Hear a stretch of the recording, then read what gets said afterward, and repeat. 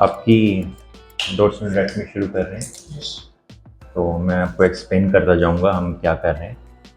सबसे पहले हम नर्व्स को एक्सपोज करेंगे कि पहले दिखाई दे कि नर्व्स है कहाँ। उसके लिए कट दे रहे हैं। आपको कुछ पता लग रहा है? नहीं। तब ये इसलिए किया जाता है सर्जरी कि जिन लोगों को पीएमई होती है, पीएमई मतलब है प्री मैच्योर इजैकुलेशन, जब वो सेक्स करने लगते हैं तो उनकी पार्टनर की सेटिस्फेक्शन से पहले उनका इजैकुलेट हो जाता है।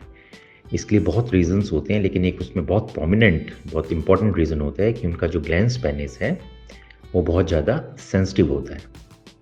वो सेंसिटिव होने के कारण उनको जैसे ही वो एंटर करते हैं या एंटर करने से पहले ही उनका डिस्चार्ज हो जाता है। तो इससे पेशेंट बहुत एक शर्म की स्थिति में रहते हैं, वो और उनका पार्टनर दोनों ही अनसेटिस्फाइड रहते हैं। तो इसके लिए अभी एक सर्जरी जो पॉपुलर हुई है वो है सिलेक्टिव डोर्सोनोडक्टमी, जो हिंदुस्तान में हम उसके पायनियर हैं, सबसे ज़्यादा केस हम करते हैं। जब भी हम ये सर्जरी करते हैं तो पेशेंट को बेहोश नहीं किया जाता, सिर्फ उसी एरिया में जहाँ पे हम ऑपरेट कर रहे हैं, यानी पेनिस के ऊपर। सिलेक्टिव डोर्सोनोडक्टमी का मतलब है डोर्सम ऑफ द पेनिस, यानी पेनिस का ऊपर पार्ट, उसकी कुछ नर्व्स को निकाल देना। मेरे पास ऐसे बहुत पेशेंट आते हैं जो दूसरे क्लिनिक्स में, दूसरे हॉस्पिटल्स में जाते हैं, तो वहाँ पे उनको अजीब अजीब बातें बताई जाती है। जैसे एक बहुत अजीब बात मैंने सुनी कि पेशेंट को बेहोश कर दिया गया और 2 दिन हॉस्पिटल में एडमिट रखा।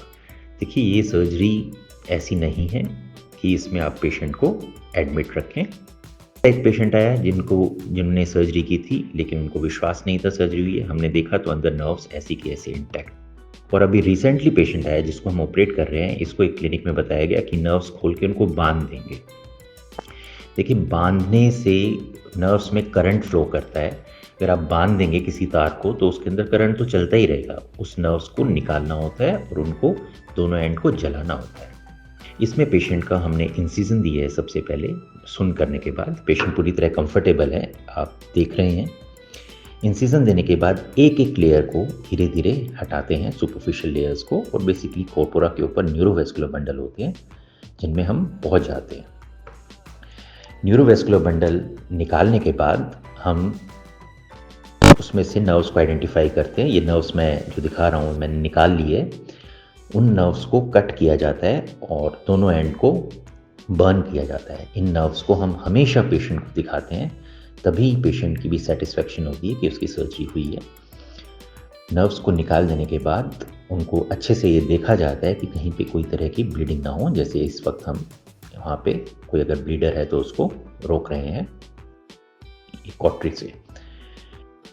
ये इंश्योर किया जाता है कि बिल्कुल बंद करते वक्त जो फील्ड है वो पूरी तरह से वहाँ पे बिल्कुल भी कहीं से ऊजिंग ना हो रही हो, कोई ब्लीडिंग ना हो रही हो। पेशेंट होश में रहता है, कोई दर्द नहीं होता पेशेंट को, और पेशेंट ये सर्जरी करा के फ़ौरन घर जा सकता है। ये सर्जरी की बड़ी इंपॉर्टेंट बात है।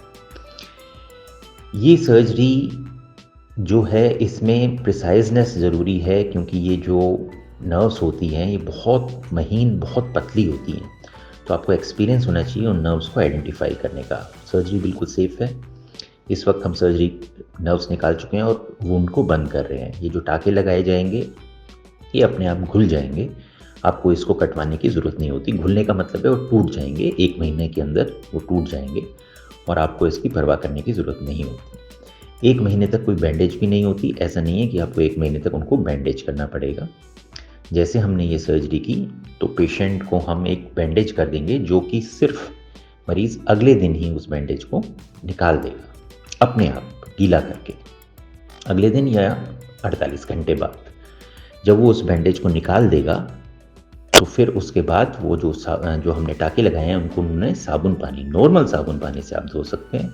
ऐसा ज़रूरी नहीं है कि आप उसके लिए कोई इम्पॉर्टेंट डिटॉल साबुन यूज़ करो या कोई और एंटीसेप्टिक सोप यूज़ करो। नॉर्मल सोप एंड वाटर से आप उसे वॉश कर सकते हैं। और हम एक एंटीबायोटिक क्रीम बता देंगे जिसको आपको लगाना है कुछ दिन तक, 5 दिन तक। उसके बाद आपको क्रीम लगाने की ज़रूरत नहीं है और आप उसको नॉर्मल साबुन पानी से धो सकते हैं। इसके अलावा आपको इसके लिए कोई स्पेशल प्रिकॉशन नहीं रखनी होती। ऐसा कुछ नहीं है कि आपको ये स्पेशल प्रिकॉशन रखनी है या ये चीज़ें फॉलो करनी है। आप नॉर्मल अपनी रूटीन फॉलो कर सकते हैं। सर्जरी कराने के बाद फ़ौरन घर जा सकते हैं। 5 दिन तक एंटीबायोटिक और पेन किलर चलेगी। पेशेंट सर्जरी कराने के बाद बिल्कुल कंफर्टेबल रहता है, उसको किसी भी तरह का कोई दर्द नहीं होता। जैसे हम अब ये सर्जरी कर रहे हैं, ये सर्जरी हम हिंदुस्तान में सबसे ज़्यादा केसेस हमने किए हैं और इसके पायनियर कह सकते हैं आप हमें कि हमने ये सर्जरी शुरू की। बहुत से लोग डॉक्टर्स जो ये सर्जरी करना चाहते हैं वो हम आपसे के मिलके ये सर्जरी सीख भी सकते हैं। इस सर्जरी के बड़े सेटिस्फैक्टरी रिजल्ट हैं। आमतौर पे जब इसके साथ हम ये जैसे आप देख रहे हैं फिलर भी दे रहे हैं। फिलर क्यों देते हैं? क्योंकि हमने डोर्सम में तो सर्जरी कर दी है, लेकिन जो नीचे का एरिया है, जो फ्रेनम के आसपास का एरिया जिसको ट्रायंगल ऑफ लव कहते हैं, वहाँ पे नर्व सप्लाई नहीं करती, तो उस जगह पे हम फिलर डाल रहे हैं। अब तो दोनों एरिया को कवर कर रहे हैं। फिलर काम करेगा 1.5 साल तक, तब तक पेशेंट की आदत भी बदल जाएगी, जो कि साइकोलॉजिकल PME होता है। तो ये दोनों प्रोसीजर हमने कर दिए हैं। इस वक्त फिलर डाल रहे हैं। पेशेंट को ऑलरेडी सुन किया हुआ है तो पेशेंट को कुछ फील नहीं हो रहा, तो फ्रंट में डोर्समनेक्टमी कर दी और वो पीछे फिलर डाल। तो ये हमने सर्जरी आज कंप्लीट की है। अगर आपको भी ये प्रॉब्लम है तो आप हमसे आके मिल सकते हैं। Thank you.